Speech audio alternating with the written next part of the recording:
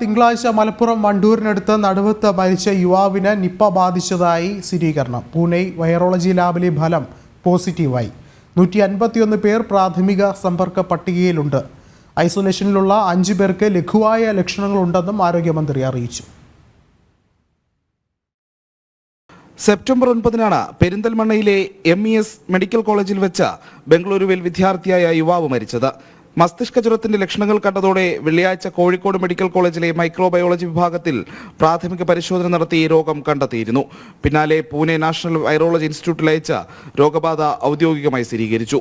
ഇതുവരെ 151 പേരാണ് യുവാവിന്റെ പ്രാഥമിക സമ്പർക്ക പട്ടികയിലുള്ളത്. 4 സ്വകാര്യ ആശുപത്രികളിൽ യുവാവ് ചികിത്സ തേടിയിരുന്നു. സുഹൃത്തുക്കൾക്കൊപ്പം ചില സ്ഥലങ്ങളിലേക്ക് യാത്ര ചെയ്തിട്ടുമുണ്ട്.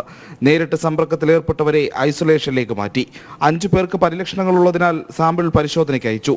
യുവാവിന്റെ റൂട്ട് മാപ്പ് ഉടൻ പ്രസിദ്ധീകരിക്കും. ഐഡന്റിഫൈ ചെയ്യുന്നതിന് വേണ്ടിയിട്ടുള്ള ശ്രമമാണ് നടക്കുന്നത്.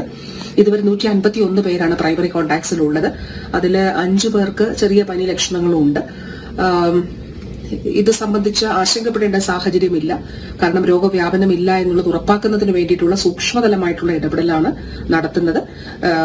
കോൺടാക്ട് ട്രേസിംഗിന്റെ അടിസ്ഥാനത്തിലുള്ള റൂട്ട് മാപ്പ് പ്രസിദ്ധീകരിക്കും. 4 സ്വകാര്യ ആരോഗ്യ സ്ഥാപനങ്ങൾ, ഒരു ക്ലിനിക് ഉൾപ്പെടെയുള്ളവ അവിടെയാണ് പോയിട്ടുള്ളത്. അതോടൊപ്പം 2 വൈദ്യശാലകളിൽ പോയിട്ടുള്ളതായിട്ട് കാണുന്നുണ്ട്.